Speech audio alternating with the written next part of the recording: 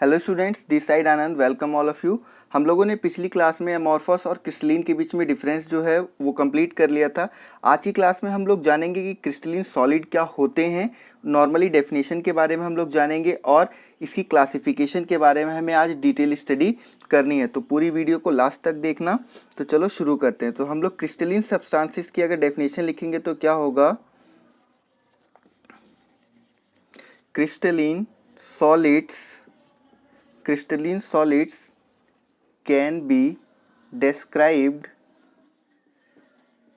solids can be described by the type of particles in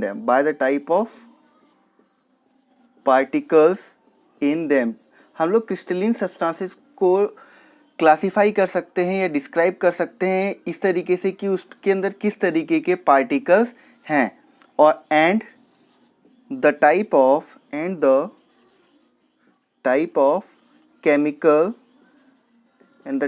chemical bonding that takes place between the particles, और किस तरीके की bonding जो है उनके पार्टिकल्स के बीच में हो रही है। तो इस तरीके से हम लोग क्रिस्टलीन सॉलिड्स को डिफाइन कर सकते हैं। अब हम लोग बात करते हैं क्लासिफिकेशन की कि कितने टाइप्स के जो है हमारे क्रिस्टलीन सॉलिड होते हैं। तो जनरली अगर हम लोग बात करें तो हमारे 4 तरीके के हमें क्रिस्टलीन सॉलिड मिलेंगे। और वो 4 तरीके के क्रिस्टलीन सॉलिड कौन कौन से हैं, देखिए। सबसे पहला अगर हम लोग बात करें तो मॉलिक्यूलर सॉलिड होता है। मॉलिक्यूलर सॉलिड सभी को अभी हमें डिटेल में स्टडी करना है, अभी तो हम खाली यहाँ पे बता रहे हैं ट्री बना के। देन उसके बाद है आयनिक सॉलिड, देन उसके बाद है metallic solid and last one is covalent और नेटवर्क सॉलिड भी आप लोग इसे बोल सकते हो, ठीक है। मॉलिक्यूलर सॉलिड में जब हम लोग फर्दर क्लासिफिकेशन करते हैं तो हमें 3 तरीके के सॉलिड मिलते हैं। मॉलिक्यूलर सॉलिड में 3 तरीके के सॉलिड होते हैं। एक होता है नॉन पोलर, दूसरा होता है पोलर और तीसरा होता है हाइड्रोजन बॉन्डेड, ठीक है। हमें ये 3 तरीके के इसके अंदर मिलते हैं। तो आपने कितना देखा, मॉलिक्यूलर सॉलिड, आयनिक सॉलिड, मेटेलिक सॉलिड और कोवेलेंट और नेटवर्क, ठीक है। तो मॉलिक्यूलर सॉलिड में 3 टाइप्स होते हैं, नॉन पोलर, पोलर और हाइड्रोजन बॉन्ड। तो चलिए हम लोग मॉलिक्यूलर सॉलिड से स्टार्ट करते हैं अपना आज का टॉपिक। तो मॉलिक्यूलर सॉलिड में हम लोग क्लासिफिकेशन करेंगे तो मॉलिक्यूलर सॉलिड के अंदर सबसे पहले हम लोग किसके बारे में जानना है, नॉन पोलर के बारे में जानना है। यहाँ पे मॉलिक्यूलर आप लोग परफेक्टली नोट्स भी बनाते जाएं ताकि आपको एग्ज़ाम्स में कोई भी प्रॉब्लम ना आए। और अगर आपको वीडियो अच्छी लगी तो लाइक ज़रूर कर देना, और चैनल को सब्सक्राइब नहीं किया है तो चैनल को सब्सक्राइब भी कर देना, और अपने 2 फेवरेट पर्सन से चैनल को शेयर भी कर देना, ठीक है। चलो आगे देखते हैं हम लोग। हमें नॉन पोलर के बारे में पढ़ना है। तो मॉलिक्यूलर सॉलिड के अंदर सबसे पहला है हमारा नॉन पोलर, जिसके बारे में हम लोग पढ़ेंगे। तो नॉन पोलर सॉलिड में हमारा एग्जाम्पल देखो। सबसे पहले एग्जाम्पल क्या हो सकता है, एग्जाम्पल होगा यहाँ पे H2, I2 एंड Cl2। ये हमारे नॉन पोलर के एग्जाम्पल्स हैं, ठीक है बच्चों। अब हमें अगर इसके पॉइंट्स लिखने हैं तो हम लोग पॉइंट्स कैसे लिखेंगे, ध्यान से देखना। सबसे पहला है कि इनके बीच में जो फोर्स लगती है वो होती है वीक डिस्पर्जन फोर्स, जिसे हम लोग लंदन फोर्स भी कहते हैं। आप लोग ये चीज़ पहले पढ़ चुके हो 11th क्लास में, तो ज़्यादा डिटेल में इसको समझाने की ज़रूरत नहीं है। नेक्स्ट है हमारा सॉफ्ट। नॉन पोलर सॉलिड जितने भी होते हैं हमारे वो बहुत ही सॉफ्ट होते हैं। तीसरा है नॉन कंडक्टर ऑफ इलेक्ट्रिसिटी, या फिर क्या आप इसे इंसुलेटर भी बोल सकते हो, यानी कि ये इलेक्ट्रिसिटी कंडक्ट नहीं करते। नेक्स्ट पॉइंट है हमारा, इनका जो मेल्टिंग पॉइंट होता है वो बहुत ही लो होता है। तो आप लोग क्या लिखेंगे, low melting point. And usually liquid और गैसियस फॉर्म में ये पाए जाते हैं, liquid and gas at room temperature and pressure. ठीक है, तो आप लोग स्क्रीनशॉट ले लीजिए या फिर के नोट डाउन कर लीजिए। तो इसके बाद हम लोग आगे बढ़ते हैं। प्रॉपरली नोट्स बनाने हैं ताकि बाद में जाके कोई भी प्रॉब्लम अराइज ना हो। नेक्स्ट है हमारा मॉलिक्यूलर सॉलिड में हमारा नॉन पोलर हो गया। नॉन पोलर के बाद हम लोग क्या करेंगे, अब हम लोग पोलर के बारे में जानेंगे। ठीक है, तो अब हमारा जो नॉन पोलर के बाद एग्जाम है वो है पोलर। पोलर सॉलिड के बारे में हमें जानना है। तो पोलर सॉलिड का सबसे पहले हम लोग एग्जाम्पल देख लेते हैं। एग्जाम्पल क्या हो सकता है हमारा, एग्जाम्पल बच्चों याद रखना बहुत ज़रूरी है। इसका एग्जाम्पल है HCl और SO2 आप लोग याद रख सकते हैं। हाइड्रोजन क्लोराइड और सल्फर डाइऑक्साइड। इसके पॉइंट्स अगर हम लोग देखें तो फर्स्ट पॉइंट क्या कहता है कि इनके बीच में जो फोर्स होगी वो डाइपोल इंटरैक्शन होगा इनके बीच में, डाइपोल इंटरैक्शन। ठीक है, सेकंड पॉइंट क्या कहता है कि ये भी कैसे होंगे बच्चों, सॉफ्ट होंगे। थर्ड पॉइंट कहता है कि नॉन कंडक्टर होंगे या फिर कि इंसुलेटर, वही जो अभी पहले आपने जाना था। इनका भी जो मेल्टिंग पॉइंट होता है वो लो मेल्टिंग पॉइंट होता है। और क्या होता है कि ये भी क्या होते हैं, लिक्विड और गैस होते हैं रूम टेम्परेचर पे, रूम टेम्परेचर और प्रेशर।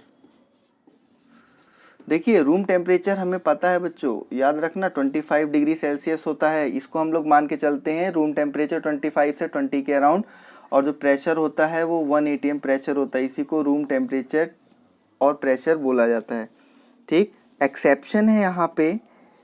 अब सारे के सारे जो पोलर सॉलिड होते हैं वो तो लिक्विड और गैस होते हैं, लेकिन यहाँ पे एक एक्सेप्शन है कि SO2 और NH2 ये दोनों के दोनों कौन सी फॉर्म में होते हैं, सॉलिड फॉर्म में होते हैं। तो ये एक्सेप्शन आप याद रखेंगे। आई होप आप लोगों को यहाँ तक समझ में आया हो। चलिए नोट डाउन कर लीजिए, जल्दी से आगे बढ़ा जाए हाइड्रोजन बॉन्ड की तरफ। अगला है इसी में हमारा हाइड्रोजन बॉन्ड।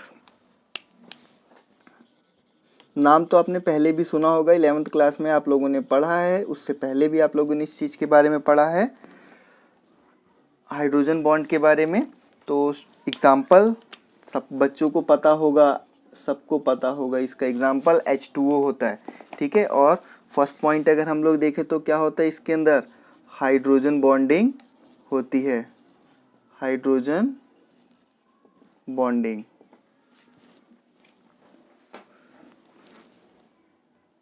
सेकंड पॉइंट अगर हम लोग देखें तो सेकंड पॉइंट क्या होगा, ये नॉन कंडक्टर होते हैं, नॉन कंडक्टर ऑफ इलेक्ट्रिसिटी। अब आप लोगों के दिमाग में एक क्वेश्चन आ रहा होगा कि ये नॉन कंडक्टर ऑफ इलेक्ट्रिसिटी मैंने क्यों बोला, जबकि वाटर तो इलेक्ट्रिसिटी कंडक्ट करता है। तो यहाँ पे हम लोग जो केस ले रहे हैं वो डिस्टिल्ड वाटर का केस है।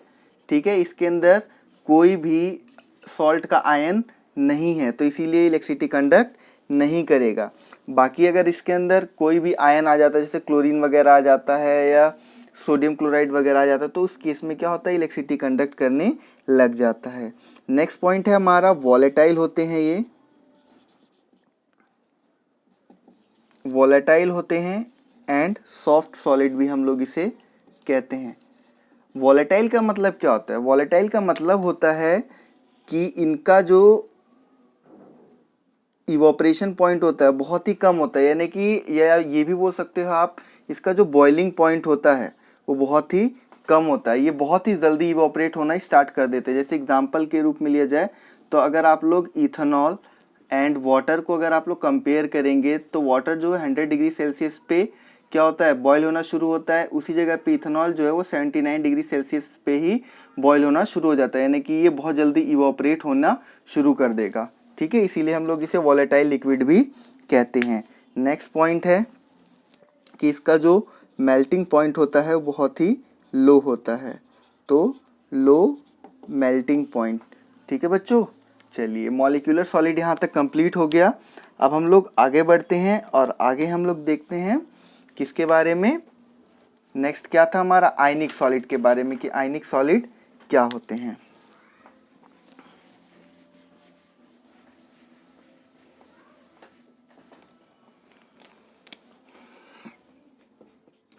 आयनिक सॉलिड के एग्जांपल जल्दी से बताओ कमेंट बॉक्स में। आयनिक सॉलिड की एग्जांपल, बहुत गंदी बात है कोई भी कमेंट बॉक्स में आंसर नहीं करता है, ना ही अगर कोई क्वेश्चन पूछना होता है तो आप लोग कमेंट सेक्शन में क्वेश्चन भी नहीं पूछते हो। तो कमेंट सेक्शन में क्वेश्चन वगैरह ज़रूर पूछा करो, क्योंकि जो पढ़ते हैं डाउट्स उन्हीं के होते हैं। तो यहाँ पे एग्जांपल में अगर हम लोग बात करें तो NaCl हो जाएगा, जिंक सल्फाइड हो जाएगा एंड कैल्शियम डाइफ्लोराइड हो जाएगा। 3 एग्जाम्पल हम लोगों ने, एग्जाम्पल्स मैं बार बार बोल रहा हूँ कि आपको याद होने चाहिए, क्योंकि एग्ज़ाम में जब 1 मार्क का क्वेश्चन आता है तो वहाँ पे पूछ लेता है कि एग्जाम्पल देकर कि इसके अंदर कौन सा सॉलिड है, या ये भी पूछ सकता है कि एक आयनिक सॉलिड का एग्जाम्पल दो, ठीक है, या मेटेलिक सॉलिड का एग्जाम्पल दो। तो वहाँ पे आपको पॉइंट्स याद होने चाहिए, इसीलिए बार बार बोल रहा हूँ कि आप लोगों को पॉइंट्स रिमेंबर रखने हैं। फर्स्ट पॉइंट देखिए, फर्स्ट क्या होगा कि इसके बीच में 3D अरेंजमेंट होगी, तो 3D arrangement of cation and anion. Cation and anion आपको पता हो है बच्चों कि कैटायन हम लोग पॉजिटिव चार्ज को बोलते हैं, एनायन हम लोग नेगेटिव चार्ज को बोलते हैं। इन्हीं के बीच में जो इंटरेक्शन के कारण जो बॉन्ड बनता है उसे आयनिक सॉलिड कहा जाता है, ठीक है। अब देखिए पहला पॉइंट हो गया कि 3D अरेंजमेंट होता है कैटायन और एनायन के बीच में। नेक्स्ट पॉइंट है इलेक्ट्रोस्टैटिक फोर्स लगती है इनके बीच में। अब जाहिर सी बात है कि पॉजिटिव और नेगेटिव चार्ज है तो वहाँ पर इलेक्ट्रोस्टैटिक फोर्स लगेगी। नेक्स्ट पॉइंट है हार्ड एंड ब्रिटल। ये हार्ड होते हैं, बहुत ज़्यादा मजबूत होते हैं, और ब्रिटल मतलब चमकदार होते हैं। नेक्स्ट पॉइंट है high melting point and boiling point. इनका जो मेल्टिंग पॉइंट और बॉइलिंग पॉइंट होता है बहुत ही ज़्यादा हाई होता है। ये क्या होते हैं, इंसुलेटर होते हैं, इंसुलेटर इन सॉलिड स्टेट। ध्यान रखना, इंसुलेटर होते हैं सॉलिड स्टेट में, बट कंडक्टर होते हैं कौन सी स्टेट में, लिक्विड स्टेट में, लिक्विड स्टेट में, ठीक है। तो ये आपके कुछ पॉइंट्स हो गए आयनिक सॉलिड के बारे में। आई होप आप लोगों को समझ में आया हो। तो नेक्स्ट आगे बढ़ा जाए और मेटेलिक सॉलिड पे हम लोग आ जाते हैं। अब प्रॉपरली नोट्स बनाते रहना अच्छी तरीके से, बाद में प्रॉब्लम ना हो। नेक्स्ट है हमारा मेटेलिक सॉलिड। मेटेलिक सॉलिड के एग्जांपल जल्दी से बताओ कमेंट सेक्शन में। मेटेलिक सॉलिड के एग्जांपल, आयरन हो सकता है, कॉपर हो सकता है, सिल्वर हो सकता है, मैग्नीशियम हो सकता है। ये सारे एग्जांपल हो सकते हैं हमारे किसके, मेटेलिक सॉलिड के। पॉइंट्स हम लोग डिस्कस कर लेते हैं। फर्स्ट पॉइंट हमारा क्या कहता है, ये कलेक्शन होता है किसका, कलेक्शन होता है पॉजिटिव आयंस का, ठीक है। पॉजिटिव आयंस हम लोग जानते हैं कि metals generally positive ions release करते हैं अपने अंदर से, ठीक है। तो यहाँ पे ये कलेक्शन होता है पूरी तरीके से पॉजिटिव आयन का। इलेक्ट्रॉन्स जो होते हैं वो मोबाइल होते हैं, इलेक्ट्रॉन्स आर मोबाइल, यानी कि मूवमेंट करते हैं बहुत ही आसानी से। फ्री इलेक्ट्रॉन जो होता है वो रिस्पॉन्सिबल होता है किस चीज़ के लिए, कंडक्शन के लिए, और कंडक्शन यानी कि हीट कंडक्शन और इलेक्ट्रिसिटी कंडक्शन दोनों के लिए। Free ion responsible for electrical and thermal conductivity, इन दोनों चीज़ों के लिए रिस्पॉन्सिबल होता है। मेटल एटम कंट्रीब्यूट, ये कंट्रीब्यूट करते हैं एक या एक से ज़्यादा, ये और लिखा है, वन और मोर इलेक्ट्रॉन टू सी। यहाँ पे सी वर्ड का यूज़ क्यों किया गया, क्योंकि देखो उसके आसपास जो भी एरिया होगा जहाँ पे बहुत सारे इलेक्ट्रॉन्स होंगे उसके अंदर क्या करेगा, अपना एक इलेक्ट्रॉन डोनेट कर देगा। जैसे अगर मैं सोडियम और क्लोरीन की बात करूँ तो क्लोरीन एक नॉन मेटल है, सोडियम एक मेटल है, तो सोडियम के पास एक इलेक्ट्रॉन फालतू होता है, तो और क्लोरीन के आसपास 7 इलेक्ट्रॉन इसके आउटर मोस्ट शेल में होते हैं। तो एक तरीके से सी है, तो इस सी के अंदर अपना इलेक्ट्रॉन क्या कर देता है, वो कंट्रीब्यूट कर देता है। नेक्स्ट पॉइंट है हमारा कि ये लस्टरस होते हैं और मेलेबल होते हैं एंड डक्टाइल होते हैं। एंड डक्टाइल, ये सब प्रॉपर्टी आपने पहले पढ़ी है। लस्टरस का मतलब होता है कि चमकदार होते हैं, मेलेबल का मतलब होता है कि आप इसे पीठ के चादर की फॉर्म में डाल सकते हो, डक्टाइल का मतलब होता है आप लोग इसे खींच के तार की फॉर्म में ढाल सकते हो। तो ये कुछ पॉइंट्स हो गए मेटेलिक सॉलिड के। And the last one is covalent और network solid. Covalent and network solid के बारे में हम लोगों को देखना है कि ये क्या होते हैं। इसमें हम लोग इसका एग्जांपल जल्दी से बताओ कमेंट सेक्शन में, कोवेलेंट एंड नेटवर्क सॉलिड का। नेटवर्क सॉलिड, ठीक है, इसका एग्जांपल जल्दी से बताओ। एग्जांपल इसका क्या क्या हो सकता है। इसका एग्जांपल SiO2 हो गया, SiC हो गया, और कार्बन। कार्बन के अंदर हमारा ग्रेफाइट भी आ जाएगा और डायमंड भी आ जाएगा। इनके बारे में हमें अच्छे तरीके से अभी हम लास्ट में बिल्कुल देखेंगे इनके बारे में, ठीक है। चलिए पहला पॉइंट अगर हम लोग डिस्कस करें, फर्स्ट पॉइंट क्या कहता है कि ये जाइंट मॉलिक्यूल्स होते हैं। जाइंट मॉलिक्यूल्स यानी कि इनका जो साइज होता है वो काफ़ी ज़्यादा बड़ा साइज होता है, ठीक है। तो जाइंट मॉलिक्यूल्स हो जाते हैं।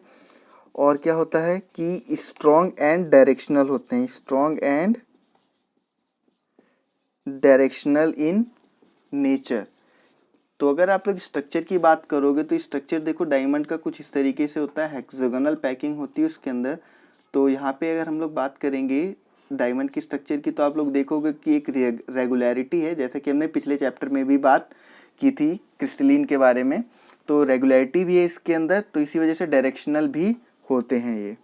नेक्स्ट है हार्ड होते हैं एंड ब्रिटल होते हैं, यानी कि चमकदार होते हैं। नेक्स्ट पॉइंट है हमारा एक्सट्रीमली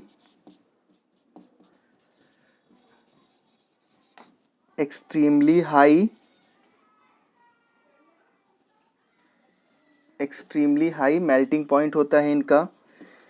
डिकम्पोज हो जाते हैं मेल्ट होने से पहले। डिकम्पोज बिफोर मेल्टिंग, यानी कि मेल्ट होने से पहले डिकम्पोज हो जाते हैं। इंसुलेटर होते हैं। और एक्सेप्शन की अगर आप लोग बात करोगे तो एक्सेप्शन जो है वो ग्रेफाइट है। जैसा कि हम लोग ने 10th क्लास में भी पढ़ा था कि ग्रेफाइट एक कार्बन का कंपाउंड है, और कार्बन का कंपाउंड होने के बाद भी क्या करता है, इलेक्ट्रिसिटी आसानी से कंडक्ट कर जाता है। तो ऐसे कैसे कर जाता है, ठीक है। एक नॉन मेटल भी है तब भी इलेक्ट्रिसिटी कंडक्ट करता है। तो क्यों करता है, क्योंकि इसके अंदर एक फ्री इलेक्ट्रॉन पाया जाता है। क्या होता है, एक कार्बन जो होता है वो 3 कार्बन से घिरा होता है, और जो चौथा कार्बन होता है वो मोबाइल होता है, यानी कि वो अपनी जगह को चेंज करता रहता है। और इसी मूवमेंट की वजह से क्या होता है कि ये कंडक्शन इलेक्ट्रिसिटी का आसानी से कर जाता है। उसी जगह पे जो डायमंड है वो नहीं करता, ठीक है। इसी के साथ हमारा ये पोर्शन जो सेकंड क्लास है आज की ख़त्म होती है। अगर बच्चों आपको वीडियो अच्छी लगी है तो इसे ज़्यादा से ज़्यादा शेयर करें अपने फ्रेंड्स के साथ, और चैनल को सब्सक्राइब करें ताकि आने वाले वीडियो की नोटिफिकेशन आप तक आती रहे। हफ्ते में जो है वो 3 क्लास लगेगी ही लगेगी। 3 क्लास जो होंगी आपकी होगी, चाहे जैसे ये क्लास वीक में 3 क्लासेस होनी है, ठीक है। और साथ में न्यूमेरिकल वगैरह भी सॉल्व कराए जाएंगे और नोट्स अच्छी तरीके से बनवाए जाएंगे। तो thank you for watching the video.